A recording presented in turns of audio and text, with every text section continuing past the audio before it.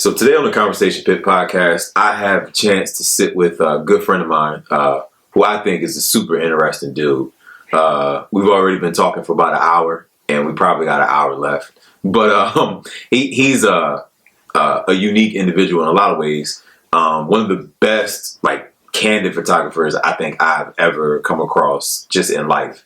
Some people can be in the room and you never notice, but their impact is there, and I think he's kind of the epitome of that. There's been pictures he took that were in front of me, and I've said, how did I not even see you standing there with a camera? But so I'm gonna let him introduce himself real quick, and we'll get into some of his experiences because he's had a ton of them. See? Thanks, brother. Appreciate that, man. As you said, my name is Stephen Taylor. I am an engineer. Broadly, more specifically, I'm a software engineer. I've been working for Booz Allen Hamilton for close to 13 years. I am a photographer, and I am the soon-to-be owner of Ubuntu Fine Art Gallery, which, when it opens, should be the only fine art photography gallery in the city. Right now in Philadelphia, fine art photography galleries don't exist. So I am an engineer of many things and a learner of a lot of stuff. Yeah. But how I pay my bills is as a software engineer and a photographer. So I think the first time me and you met, you probably were doing something outrageous with a GoPro. Yeah. I remember times like you just hooking that joint to the street lights and to the you remember in what's that? I think it was Rome. Mm-hmm. We tried to recreate that Abbey Road picture. Yeah, with it did work out because that fisheye, right? And we wasn't in London, but that didn't work out. But well, a lot of the things some things that people see that I've even done that people think are cool were borrowed from some of your concepts. That's what's up. Like you would first do in the hood with a drone. Yeah. And I remember watching, we in the middle of 52nd Street, and this drone is at 58th Street somewhere taking pictures. And I'm like, this is the most amazing thing I think I've ever seen, because I just didn't expect, to see that.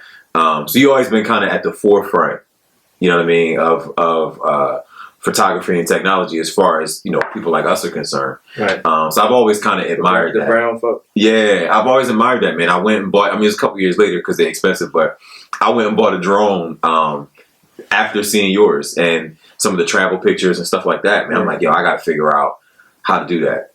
You know what I mean? As an engineer, I'm privy to software. So I'm a back-end systems engineer, mm-hmm. and at my company, and again, this is something I didn't know. My degree is in criminal justice. You know what I mean? I didn't know I had an affinity or I could even do computers. You know what I mean? I graduated college in 2004, this before social media. Mm-hmm. I'm like this on papers. Yeah. One finger. I got an opportunity, and that opportunity helped me to be able to say, I have a skill in this particular field. Mm-hmm. That particular field helps me be privy to different types of technology and software. Now I have an interest. Mm-hmm. This GoPro is cool. It can do this, that, and the third. I'm not a photographer. I only want to play with this toy. I'm an adult. The GoPro was an adult toy. Yeah. And in playing with my adult toy, Instagram is here. Mm-hmm. I can post a picture. Niggas ain't never seen it before. Yeah. You know what I'm saying? Yeah. The first person who kind of reached out to me, or I say he's my founder because he really kind of mm-hmm. looked out for me was Rashad. Mm-hmm. King Spit. Rashad, and I don't know Rashad from a can of paint. Mm-hmm. He did a hashtag search on GoPro and found me. Yeah, that's wild. Legit found me, hit me up. Mm-hmm. Me and Rashad have been rocking ever since. Mm-hmm. So it was I wasn't trying to be no photographer. I am food frenzy. I was food stories. I forgot about what I'm saying? I got the GoPro as a way to go around Philadelphia and get people's food stories with the Jones strapped to my chest. It was going to bring conversation because nobody was walking around with a GoPro strapped to their chest. Mm-hmm. So in that particular sense, yo, that's cool. Rashad said, yo, that's cool. Yeah. And I'm thinking to myself, I guess it's cool. I don't know. I don't know shit from sugar. I don't have no barometer. I just know that this camera allows me to take this picture. It's already on my phone. I can just post it to Instagram. Yeah. There's no middleman. There's nothing else to do. But that's the technology. I was only really, really interested in the technology. Then I was like, damn, all right. It is a camera, right? Yeah. So now I'm meeting people like Ricky and, other photographers, but I'm defiant. Like, I can do exactly what they can do with my GoPro. You know what I mean? With that DSLR, I can do exactly what they can do with my GoPro. So now, all right, how do I do that? Shitload of YouTube videos later, it's, all right, I'm gonna break my GoPro, take it apart. I'm gonna get a 5.0mm flat lens and these filters called Polar Pros, which kind of warps the image and gives it the illusion of depth of field. All right, now I can legit do a shoot and it looked like a flat image, but I took it with my GoPro. You know what I'm saying? Like, I did, Ants. I did Ant, and, his first kid, his maternity shoot with the GoPro. You know what I mean? When I was first starting out. So, again, people ain't never seen a flat image with a GoPro. Right. Exactly. Like, ain't never seen a flat image with a GoPro. So, but you sometimes when you open, that defiance coalesces into, damn, it was right. Because they were. You can't replicate that with a GoPro. No matter how hard you try. Like, it's not you can try, and I tried. Like, I tried. And as GoPro's cameras got better, like, I learned long exposure photography, which is one of my most favorite forms of photography with the GoPro. That's how I first started it. I would spend hours in my basement doing light paintings, trying to understand, the different kinds of shutter speed, how certain types of ambient light is going to affect that thing. Like, then why can't I do this in the daytime with a GoPro? Then you need filters. You need you need. There are other things that you need. So, again, this is why I say I'm an engineer. Now I can go ask a bunch of questions on how to be a real quote unquote photographer. So, what's the best camera? Most of the people at that time would have told me Canon.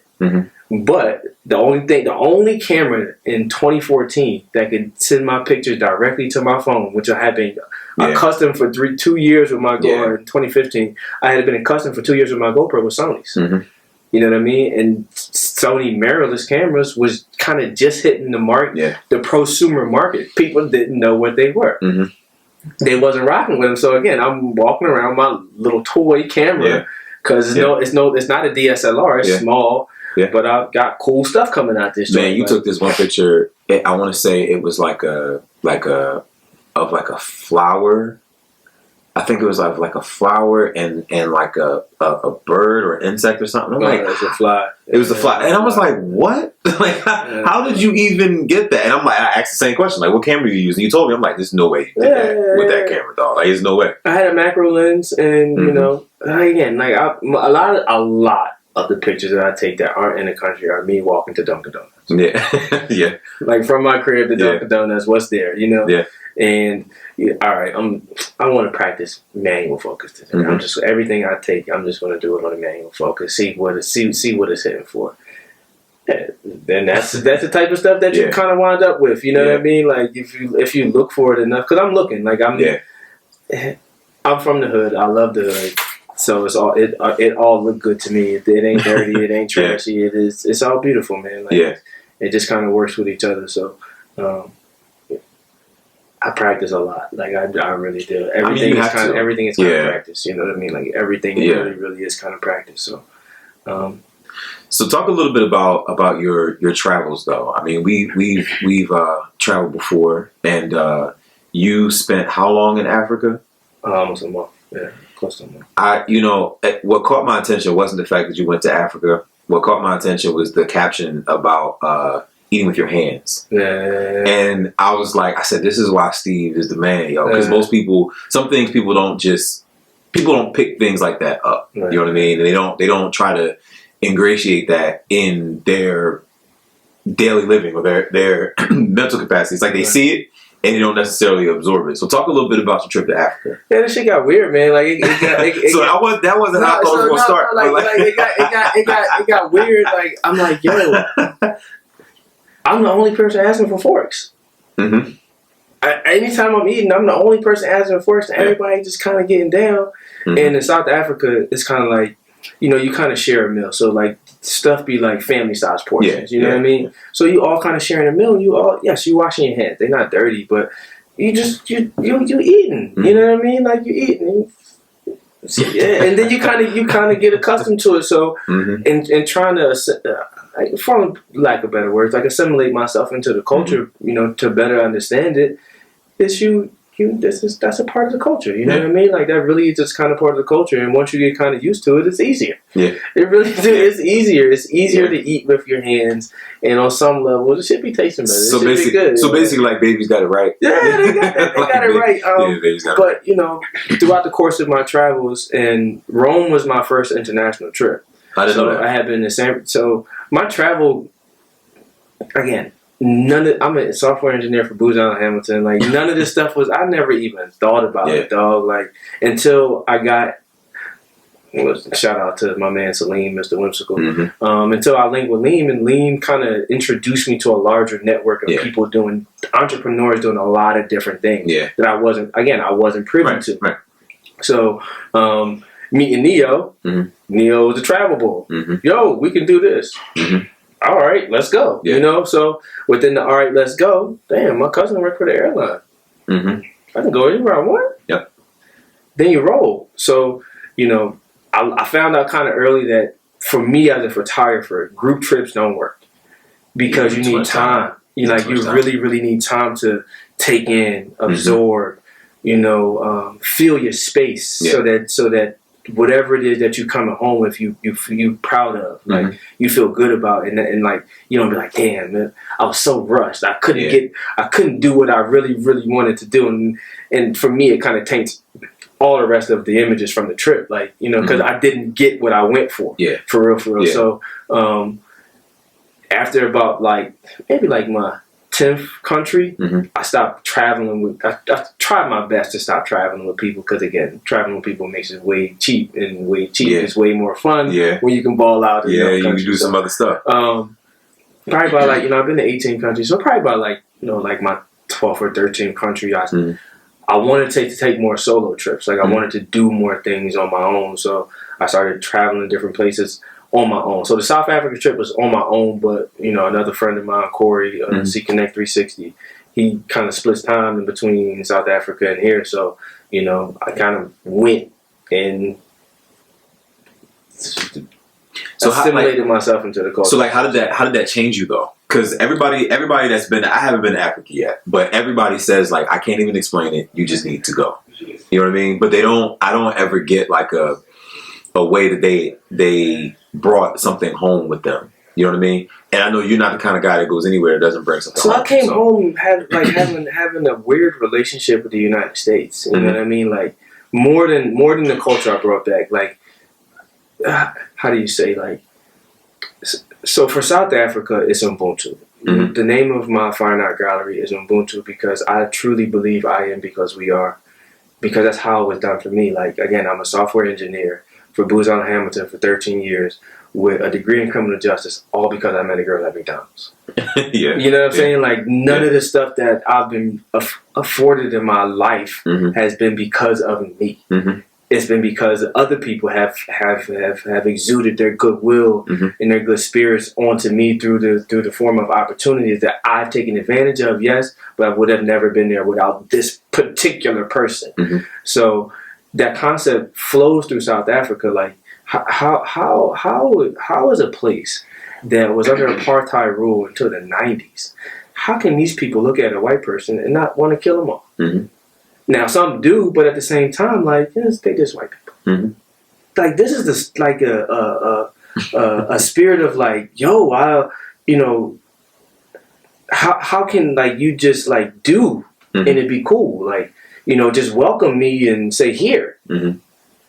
They don't we don't do this this is not an American thing at all. So you, first of all, you American and you from Philly. Yeah, and it's genuine. And there's no welcoming. No, it's different. It forces you.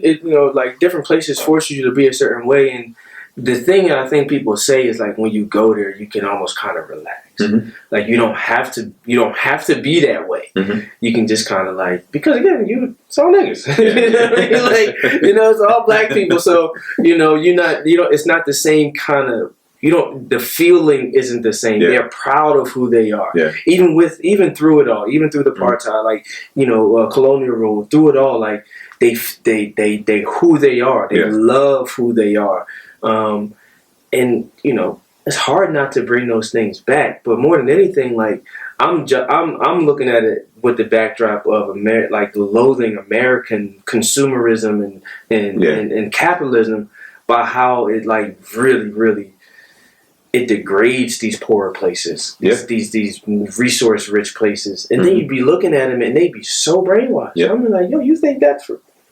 No, that's not how it gets down. No, that's really not how it gets down. So, but the biggest thing that you try to bring back from everywhere is, you ingratiate yourself into the culture, and hopefully the positivity of the cultures can rub off on you, and you can bring those things back. So, the understanding, the spirit of Ubuntu, seeing people living their daily lives, I really brought that back with me. So, like, I live that. That's me. Like, that's how I feel. Like, I'm selfish in a sense, but at the same time, like, I feel like if I live my life in the spirit of Ubuntu, then it's okay for me to be selfish, because by default, I'm doing things for other people. Mm. You know what I mean? Like, it don't make a difference if I'm doing it for myself. Me doing it for myself, again, by default, it helps other people the way I want to, not the way somebody else thinks I should do it, or whatever the case may be. So, I really kind of like rock with that philosophy of Ubuntu. So, talk a little bit about your gallery, because that's not something that you hear often. And I think a lot of times you hear, even in terms of like art, as far as like painting and things like that. But fine art photography isn't really, like you said, there isn't one here. So talk a little bit about how you kind of arrived at that, because it's not just taking pictures at this point. No, it's way bigger than that. It's more than taking pictures. So like, I think you were talking about earlier. Like, I came across this concept. I work with an application called Tableau. Tableau is a data visualization tool. A ton of companies, Fortune 500 companies, use this tool to aggregate and visualize data to, whether it's CEOs for financial or different teams for like different, maybe let's say census data or something like that. So, I went to this conference, big tech conference in Vegas. And, like I was telling you before, I don't gamble. Yeah. So I'm exploring these hotels. I came across one of Peter Lik's galleries, Peterlik. I think he's from Austria or something like that. And I was just blown away by these images. Not just the images, because they were really, really good images, but the fact that they were big acrylic images. And I didn't know what acrylic was at that time. I had never seen stuff printed on acrylic at that time. So, coming back from that conference, I went to Horseshoe Bend, Antelope Canyon, and the Grand Canyon. So I started shooting things with the idea that I'm going to print them later. Like, I'm not just going to, take them for Instagram. I'm taking with the idea that I'm going to print these joints just like Peter Lik has his joint. The gallery was something that kind of came along after I saw that I could print it that way. Yeah. You know what I mean? Well, like, all right, I want to do something within the photography world that's different. Like, I want to do something different for my business that is not just like taking pictures of pretty girls type of thing, right? Yeah. So what is that thing that can really set me apart from anybody else? I'm going to just open a gallery. I'm going to open a gallery of all my own works, right? And, if I can get a space, then the space can facilitate itself. A gallery can be my studio as well. Yeah, an event space, podcast space, yoga studio. It can operate as a whole bunch of different things with a bunch of nice art on the wall. You know what I mean? Like, while at the same time trying to ingratiate myself into the larger historic Germantown community, which is where it's going to be, to build some cachet, so that when I go into it, people know that it's around, people know that it exists. So, a lot of the questions I get about the gallery is, well, why are you opening that here? So like, I'm from Germantown. You know what I mean? Like that's so why not put it there? Why not put it there? Mm-hmm. But well, don't you? How you feel about gentrification? And ain't nobody gonna buy nothing. You know, like you selling stuff for $15,000. The community can't support something like that. And I was like, well, let's back up. You know what I mean? Like let's back up. To do with the economic status of the people where the gallery is. Right. The ideas of my gallery is so that the people of this particular economic status don't got to go downtown to see some art. Mm-hmm. You can just walk past my gallery and see some art, or you can the barriers to something larger isn't that, there aren't as many barriers or there aren't as many hurdles to that. So you can come to my gallery and go to Switzerland. You can come to my gallery and go to Arizona. You can come to my gallery and go to South Africa. You can go to this place. You can go to this place just by stepping foot in a place. While at the same time, historic Germantown, there are 4 different Quaker schools that charge $30,000 per kid. What do you mean that the neighborhood doesn't, can't potentially support $15,000 for art? Like, we have to change. Like, I had to start changing the way I thought of the potential of a picture. You know what I mean? Like the potential of a picture. So in doing that, for me, the best way that I could do that, more than a gallery, was becoming an engineer or a technician in the printing process. Mm-hmm. Like really understanding the different substrates, the different papers, what makes something fine art. First that paper you talking about, dude has his own paper? Yeah, I've never heard of that, man. He has his own paper. Manufactured himself for him. Nobody else has it. Nobody else can have it. He probably got the shit patented or something like that. Like that's wild that you can do that. Yeah, I mean, paper is paper. So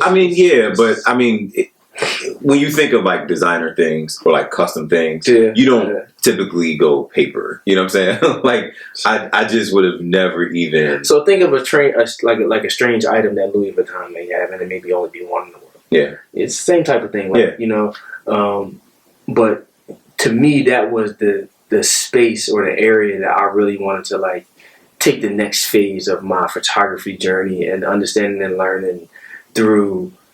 Like the print process. Yeah. What is fine art? What is museum quality? What is historic, like archival paper? What is archival ink? Yeah. How long will these things last? What conditions tarnish these things? Mm-hmm. What conditions most optimize these things? How does blue light interact with certain kinds of paper and ink? Like there's a whole bunch of stuff. Even like this is technical, and you go down a rabbit hole between like ICC profiles. So all the Macs that people have are too good. Mm-hmm. If you want to print something to the specifications of the printer that is coming out of, or the paper that's going into the printer that is coming out of. So there's three points of a print.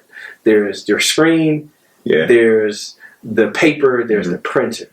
So if the colors on the screen are off or not calibrated, or what is called an ICC profile, if you're not running the correct ICC profiles for the paper and the printer, what you're seeing on here ain't gonna be what's on there. Mm-hmm. So Macs, unfortunately, don't see in a large color space. Right. Macs see in like their Retina display type stuff. The equivalent for Windows would be like sRGB, the smaller one.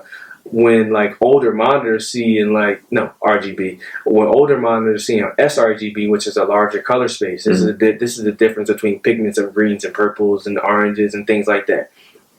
The more colors that you have to work with, you're seeing a more true to life image of how it's going to come out of the printer if you have the correct ICC profile loaded, if your monitor is calibrated correctly. Mm-hmm. What can throw off monitor calibration? It's the light from your window. There's a lot of things that, so like every print, essentially, you need a certain condition, which is like certain kind of ambient light in a room.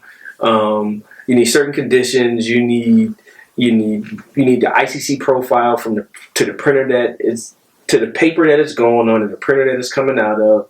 Canons and inkjets, those things are different. They're different manufacturers. They see in different color spaces.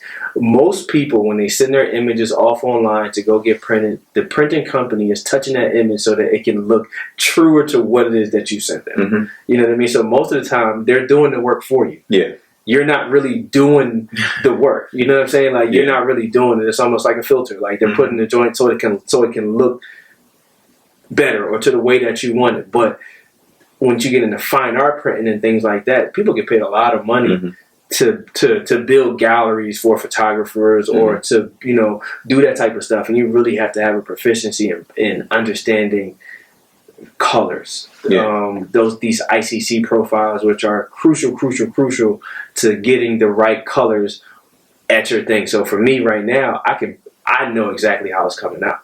I know exactly how it's coming out. I know my shadows. I know my contrast lines. Like I know that my dark is going to be dark. That purple is going to be my right purple. That green is going to be my right green. And again, like I would have never even understood that had I not taken the print process as a process that I want to go down and open in my gallery. Because my idea, if the work is good, then what else can you do?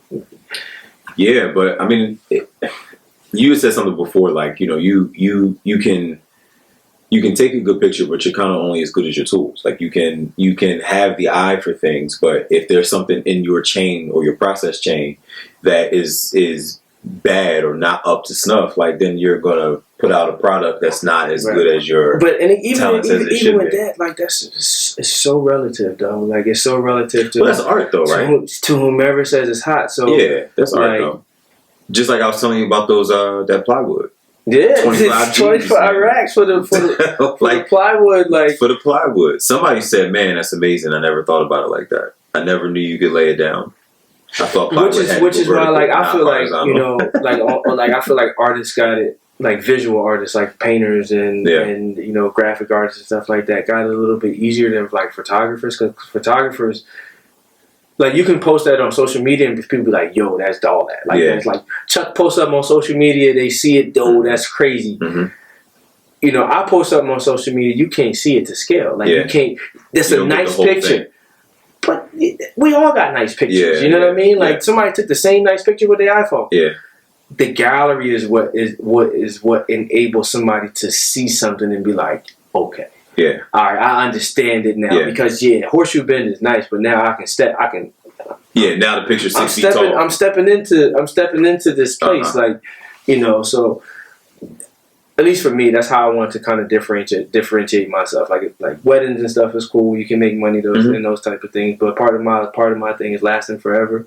You know, whether I sell anything, if I print 20, them things will be around for forever because I made sure. Through archival paper, archival ink, they'll be around forever. So, you know, my legacy is like, you know, probably the most important thing to me when it comes to the larger thing of like photography and galleries and things like that. So how do you feel about where you are now, like versus where you started? Like, do you feel like, not like you've arrived, not like that, but are you? I guess what I'm trying to say is, are you proud of that progression, or do you feel like that's another thing that was like? I mean, it just kind of happened that way. Because, you know, you can put the work in with the intention of becoming something. And then you can, it's sort of the way you would say, like, sort of accidentally turn out that way. You know what I mean? You put the work in, but you didn't do it with a set goal in mind. Yeah, it's the latter. Like, it's hard. You know, maybe I should, but I don't set goals, man. I just kind of do. Like, I say I want, and maybe this is me setting the goal. I say I want to do this. And then I just find out I just do it. You know what I mean? Like, I don't put a whole bunch of emphasis on it. I don't put a whole bunch of onus on it. I forget half the shit I done, dog. Like, people don't. I don't think most people understand that though. Like this podcast, for example, people always ask like, well, "What's your goal?" It's like, no, I just have had some life experiences that I think can help some other people, and I know some people that are just cool. Right. You know what I mean? Right. And some of the conversations that me and you would have, we don't think none of it. Because those are the kind of conversations that we have all the time. But then when you put them on wax, so to speak, and give them to other people, it opens their mind in a way that, from our experiences, taught us. And it kind of teaches them. You learned that from me? Yeah. All right. It's regular to me. Dude, it happens to me all the time, man. And I think sometimes one of the things that me and you have in common that's cool is perspective. Right. For me, that's unique because most people don't have not even necessarily the same perspective, but the same approach to perspective, like that it gives your whole life context if your perspective is there. You know what I mean? So I can take something completely different home from an experience that we went to at the same time. But because you were open to that perspective, you kind of have a different scope on the whole thing. So you know what I mean? Part of it is our receptiveness to change, and how we're going about receiving the different things that happen in our life, whether it's like good things or hardships. Like for me, most people don't know. Like I spent most of my 20s in DC. Like I'm from Philly and everything else, but you know I spent most of my 20 around affluent Black people. So you know my adult life was around people with money. Yeah. You know what I mean? Like when people be like, "Yo, are they struggling to work or are they struggling to make this amount of money?" And I'm like, "Man, I know a shitload of people that's making a whole bunch of money. Like people got money. Like they don't. How do you say like? They don't react to things that I will react to coming from a more urban setting or a more poor setting. They don't react that way, even if they used to be poor. That's not their life no more. You know what I mean? Like they're established in their professionalism. And for me, it's like, all right, yeah, that's normal. If it's normal, why am I talking about it? Like I don't want to talk about stuff that's it's supposed to be regular. Like if it's regular, then it's nothing that I kind of hang my hat on. The biggest thing for me that I'm proud of is the fact that I never thought myself to be smart. You know what I mean? Like, and after college, you know, I was an athlete. You know what I mean? I went to college to play football. My idea was that I was going to leave college playing football professionally somewhere. And that didn't happen. Like that didn't happen that way. And I spent a whole bunch of time depressed. And after I finished being depressed and not being able to find no jobs, and after I, kind of wound up in DC, damn, you're smart, dog. Like how you? No wonder you got C so easy. Yeah, you know what I'm saying? Like it was building on that realization, and now everything for me is just a matter of what's the next project I'm working on. Like what's the next thing that I'm gonna learn. So for me, it's surface imaging. I'm gonna go to Philadelphia or University or Textiles, Jefferson, whatever you want to call it.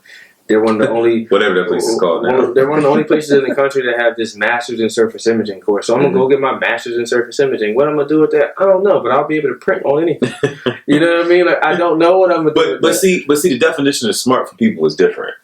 Like I think everybody, or for a lot of times, you equate smart or intelligence or whatever to people that have things that you should be smart to be able to do. Like, you know what I mean? Like, you know what? You're a doctor. You should probably be smart to be, you know what I mean? Or it's just you are more receptive to the information that you would need to take you into that sort of career. We are engineers, though. Versus exactly. We are all engineers. Exactly. You're body engineers. You know what? We have to give ourselves the credence to understand that we are all I'm a software engineer. I'm a software engineer. On my resume, software engineer senior for the past 8 years. My degree is in criminal justice, though. Right. My very first task at Booz Allen Hamilton was a typing task. The quick brown fox jumped over the lazy dog bag. I took a data entry job and I couldn't type. Yeah. We are all engineers. Like you have to give yourself the room not to be perfect at something in the beginning and to learn it. Yeah. It's a trade. It's a skill. You'll never have to give that thing away once you own it. Yeah. So when you think yourself as an engineer, you can think of yourself. I don't care if you're a secretary or a receptionist or a flight attendant. It doesn't matter what that thing is. That skill can be transferred to another field, completely different, if you want to, if you know how to write a resume good. Yeah. Because it's the same skills. Yeah. Yeah. You know what I mean? It's legit the same skills. You got to follow the same instructions. Part of it is confidence. You know what I mean? That's a big part of it. Like that's a big part of it. When you don't have confidence that you are able to, or that or failure is really detrimental to you, then people don't take risks. The biggest thing is trying. You got to try everything to learn what you're good at. If you say, all right, I got this job doing this, but I hate it, but you don't want to try anything else to see if you'll like something else to get away from that job, then you're going to stay in a job that you hate. You got to pay the bills. You're not going to not go hungry. Yeah.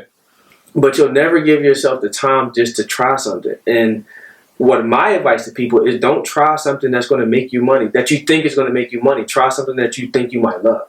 Yeah, try something you like. And then if you think you might love it or like it, and you get some skills and proficiency in it, then you can try to think about selling it. But if the sell part is first, then you're always gonna be jumping in between different types of multi-level marketing and this, that, and the third. When all you want to do is knit from the jump. Yeah. You know what I mean? All you want to do is knit. And once you started knitting, you no longer had that void. Like that thing, that hole was no longer there in which you wanted money or you wanted this. Knitting solved all of that. Yeah, you sold some beanies. Yeah. You know what I'm saying? So like a lot of times, like we really need to be receptive and keen on trying new things, not the new things that all of the things around us tell us to try. Like the marketing is fierce, it's harsh. It is made to make you do something that you don't want to do. So it's hard. People fall victim and succumb to all types of schemes and scams and everything else. So I know it's very, very hard. So the biggest thing that I would tell people is like, give yourself the space, the credence, the permission to try things that don't have nothing to do with anything else outside of I just wanted to try it. That don't impact your job, that like, you know what I mean? Like, don't do nothing. I am risk averse. I don't take no risk. But like, risks. isn't it amazing how some people just don't really even have like interests? You ever meet people and it's like literally the only thing they do is go to work and go home. You're like, you don't have a hobby. You don't have something that you just like to do just to pass the time or any kind of, it's for people like me, it's kind of hard to understand because there's always something I want to try. When you were a kid, what did you try? Were you in Boy Scouts? You tried other things like, you might have all kinds of stuff. This group, that group. So a lot of times, it's experience. When you're more prone and you have more experiences, you're more apt to try things. When you just kind of go to school and you go to high school, but so do you think that's like a experience thing, like a learned behavior kind of thing, or do you think it's personality based? Because sometimes I feel like when it's personality based and you're a person that is ambitious or you're whatever it is that you are, both. Like how do you even, because you can't turn it off. No, it's both, because everybody, I don't care what condition you were born into, has a sliver of opportunity. The sliver could be this big, or you could be born into the sliver of opportunity as a trust fund baby that's infinite, right? But that sliver of opportunity for poor people in the hood a lot of times comes through something that you don't want to do. So you can only gain the experience by doing something that you don't want to do. If you don't do it and you never gain the experience, you never know. You're right. So you never even gave yourself the ability to ask a question, and you didn't know that you were declining that experience. So it's a bit of both. It's like, all right, my daughter will probably be very inquisitive and try a bunch of stuff because her pop does it. If your mom is not, or your dad is not like that, then that's an environmental thing. So like maybe you aren't, but still, even within that, school gave you most schools, even the worst of them, give you opportunity for experience and experience in something. And a lot of times that experience is masked and guided behind work. Sometimes it's hard work. A lot of our problems are we're too lazy to even put ourselves in a position to get an experience. It comes down to effort. I agree with that, because I think there's so many labels to what's cool and what's not cool, and this isn't for people like me. And I just don't want to. What are my friends going to say? What's funny about that is when you get older, people still think the same things about who they marry, where they live, what they drive. You know what I mean? And but we would all, the first thing you start telling people when you're 20, 21 years old, I'm grown. It's like, yeah, but you still have the same social battles that you had when you were in 8th grade. You just don't think it's the same. Younger people get mad at me when I say this, but everybody's stupid till they 30. Yeah. Everybody's stupid till they 30, man. It's not stupid in like the actual sense, like, are you a dummy? No, but yo, man, experience is the best teacher. And it's hard you don't know what you don't know. And if you don't know it, when you do know it, that was an experience. Yeah. You know what I'm saying? So it's like. So I guess like in a roundabout way, is that like saying that you can be, because I think sometimes people can be afraid to know. Because what if I know? What if this is something that I enjoy? And what are the ramifications if that actually happens? See, like people like you don't think like that. Happiness, Right? tranquility. But or it means now I gotta find a new friend circle because these people aren't into what I'm into now. Well, why is candid both? Because some people don't see it that way. I understand that, but some people don't see it that way. Some people see it as like if I have to restart, or if this is going to lead me to something that I might have to, that might shake up my life, I don't want to do it. I mean, how do you say it didn't take away from your sliver of opportunity? Right. That sliver of opportunity was still there. So like again, it's I mean everything comes down to choice, and hopefully. Which is why I say, like, you kind of don't know what you don't know. People just make the wrong choices. Like, they're not making the choice that's going to allow them to garner experience so that they can then be, rich in mind, rich in thought, rich in tangible people experiences that then kind of imprint on you, and you can take back and make part of your life, like legit make part of your life, like. Maybe I'm unique, you know what I mean? Like I'm, but I've always been that way. Like that's why you don't see it. Like people tease me when I went to Roman. You know what I'm saying? Like you're going to the all boys school, you a faggot. Well, they got the best basketball team in the country, so like I'm going where the best basketball is being played right now. So and for me, that was the best 4 years of my life. That 4 years gave me allowed me to have an experience. Like I ran track at Roman. I never ran track before in my life. I got good, quick, like really, really quick. One of the fastest people at least in the state. Damn, I can. Now thinking about my life as a 37-year-old back then, I tried something and it gave me something. I tried something and it gave me something. So for me, this has been my life, my entire life. So it's for me, it's kind of like almost innate, and I'll be like sometimes I do get frustrated with people, and like I don't have as much patience. But see, because I'll be like, yo, come on, man, like no, you can't. But see, that's that perspective though. Like I think when you're, because I can say this about you, and it's the same thing people would say about me. Like you don't see it because it's you, and you don't know how else to be. I don't. No. So like you look at other people or other thought processes, and it does frustrate you because the only one that you know is the one that you had. Right. So you might even understand where somebody else is coming from, and you're still like, yeah, but that's dumb. I don't. I hear you. It doesn't make it good. Still, and I'll be like, yo, you just heard you heard yourself, right? Yeah. So you just said that you are your own problem. No, I said that this was my problem. No, you said that you were your own problem. Right. No. Oh, damn. What? How are we not hearing the same thing? Right. Because you just told me that all these other things were the problem. Right. And I heard I'm the problem that I'm putting on all these other things. Right. So it's. But again, that's a perspective thing. And for me, like I'm really, really, really, really at this stage of my life trying to be much more receptive to the credence of that, and not take any frustration with anything that anybody else has, because that's theirs, and I need to give them the freedom to have the same freedom of thought that I have for myself. It's kind of almost unfair to be like, that's dumb.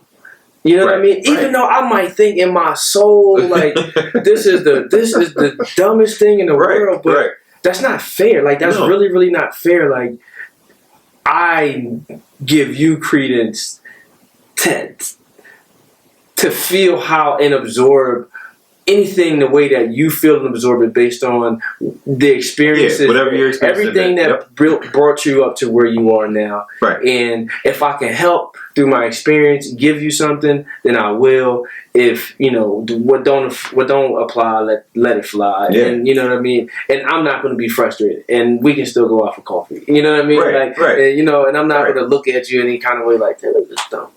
But because what's crazy about it is that I think again, back to perspective, right? Like there's so many different kinds of people, and when you are the kind of person that you are, that might be ambitious, or that might be adventurous, or that might be all of these different things, it it does make it hard to understand the other people, and you do have to kind of put it in a box. Like, all right, well, that's just going to be you. The only problem with that, right, is the whole reason for you doing what you do is to be inspirational to other people.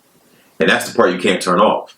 So that's the part where, like, you might not necessarily get frustrated or outwardly frustrated, but there's always going to be an element to you where, because all it takes is, it's easy to say for, like, a person that you don't really know or that you'll never meet again, like, all right, there's a flaw in your theory here, but I'm gonna let you slide. Right. I ain't gonna say nothing. Like, that's a funny man. But then, right. But then your daughter comes to you, and you're like, yo, like you just don't get it. Here comes that wave back, like that frustration thing. You like, now, so come on. I told myself this about my daughter when she was like an infant. Like, I'm gonna do everything in my power to allow you the freedom to do what it is that you need to do for yourself. Is it working within the guidelines and guardrails? She is. So far, it is. Is it? I'm just asking. Is it working? So far, it is. Yeah. She's curious. She's inquisitive. Mm-hmm. She has the freedom to kind of make her own mistakes. Mm-hmm.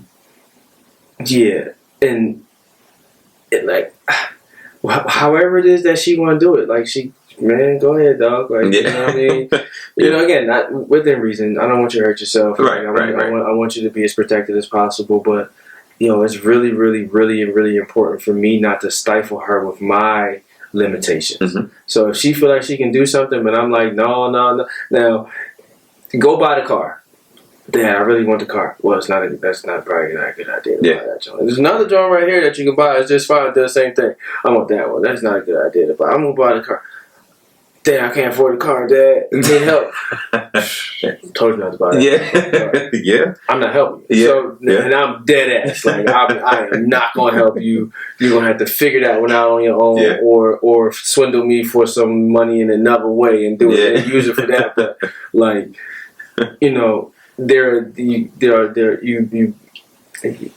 make your bed, you lay in it. Like, so there's life that you have to experience. And again, I'm only here for guide rails. Like, I'm like training wheels type of thing. I don't want to be an overburdening parent. Like, I don't want to be like, yo, you should be just like me, and I'm this and I'm that, and I don't. You know, it's funny. That's why I absolutely refuse to name my sons after me.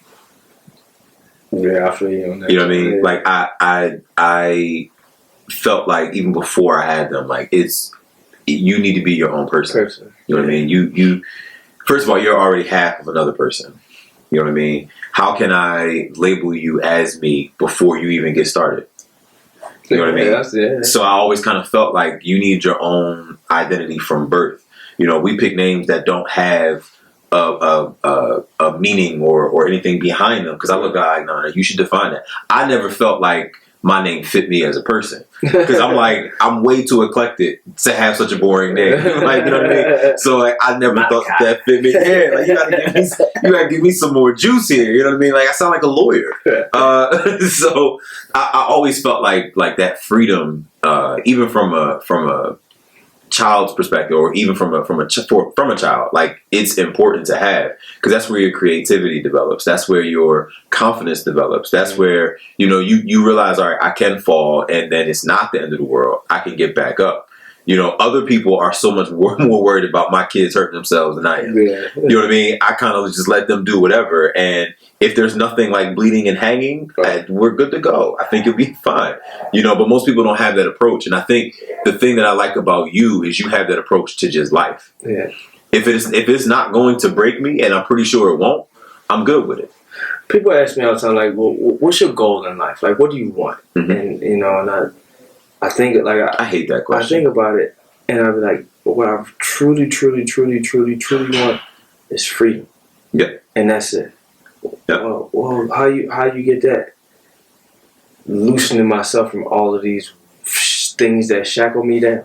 Man, I think we're becoming best friends. I literally said that to somebody like 3 days ago. Like, I only want to be free. Why did I move back to Philadelphia? So I can live in the same house that I grew up in, renovate it. You know, take my down payment that I would have spent on a nice house and just renovate my own and not have no mortgage. Mm-hmm. You know, ideally, I'm moving towards a life where I'll have the most money I've ever had in my life while using it the least. Like, I won't have the most things I've ever had in my life. So, you know, ideally, you know, as I've garnered experience and progressed in age that like things become less important, and I only really care about freedom, like legit. Like I just want to.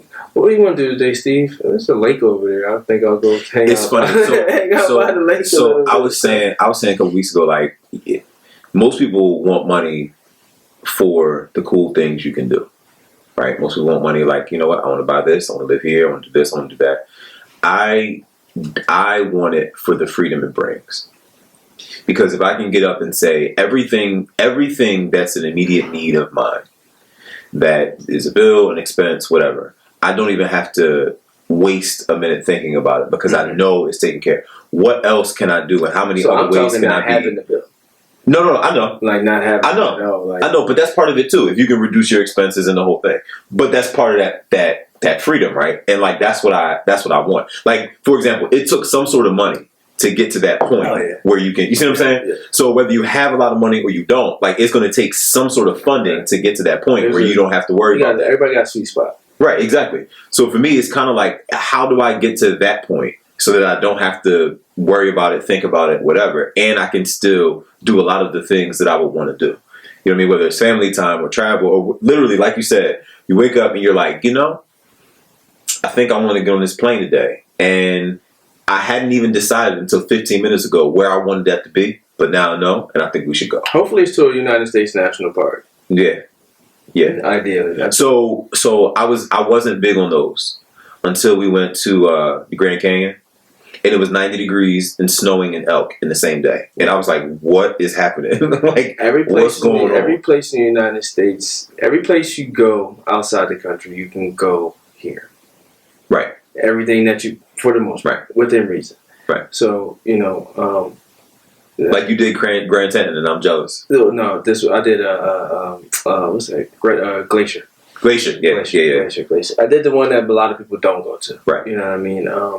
Because again, a lot of people don't go to that joint. I guess we're getting back on photography now. So like, unintentionally. Right. So at least for me, like the remainder of this year, like I may go out the country.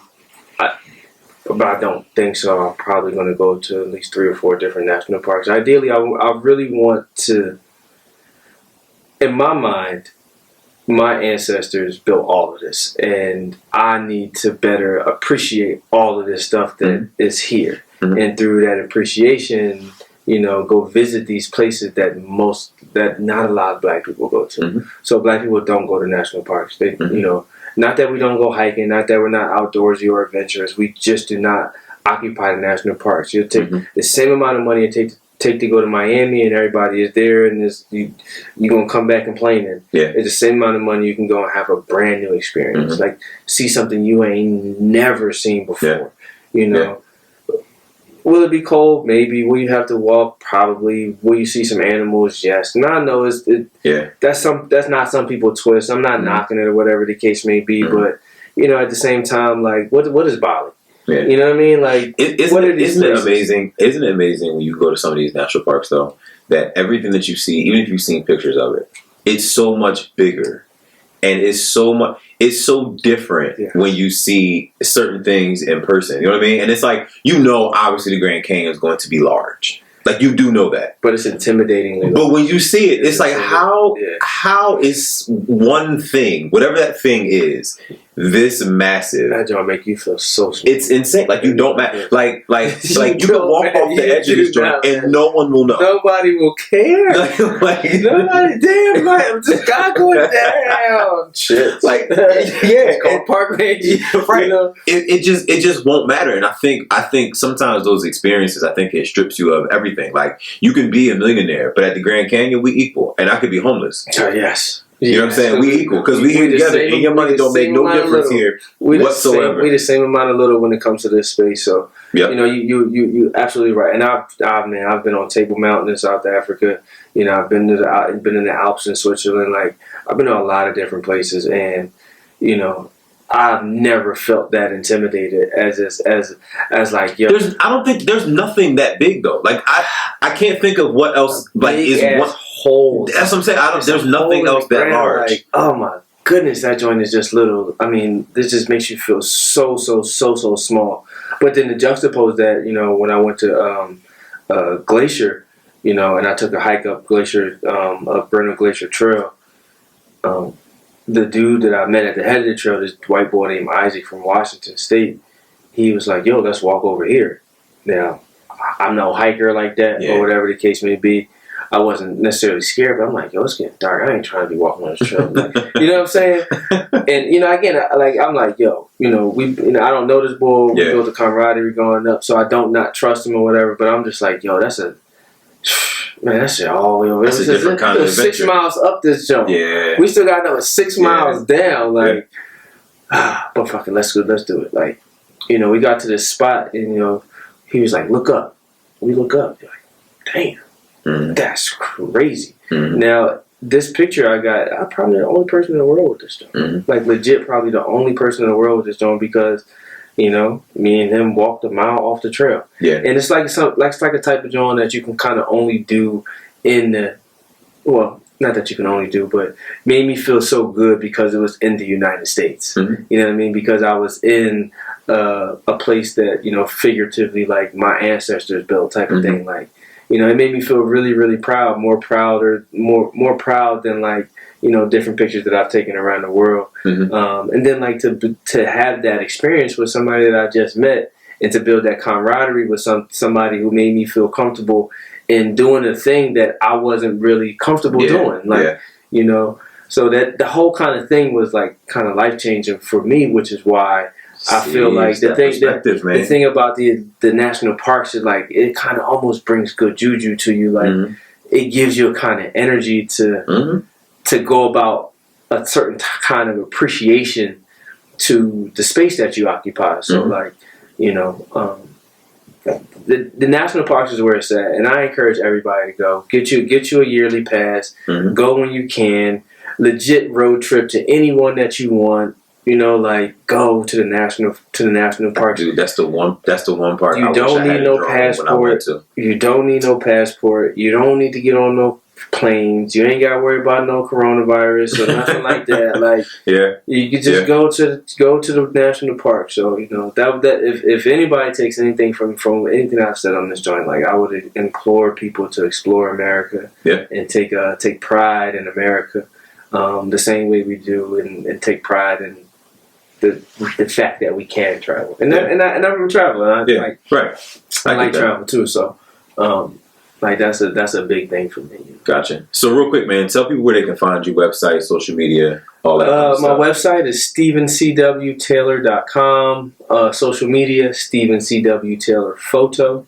My fine art gallery should be opening sometime early 2020, and that'll be called Ubuntu Fine Art. UNBUNTU, Ubuntu, UBUNTU. I'm sorry, I'm checking the spelling.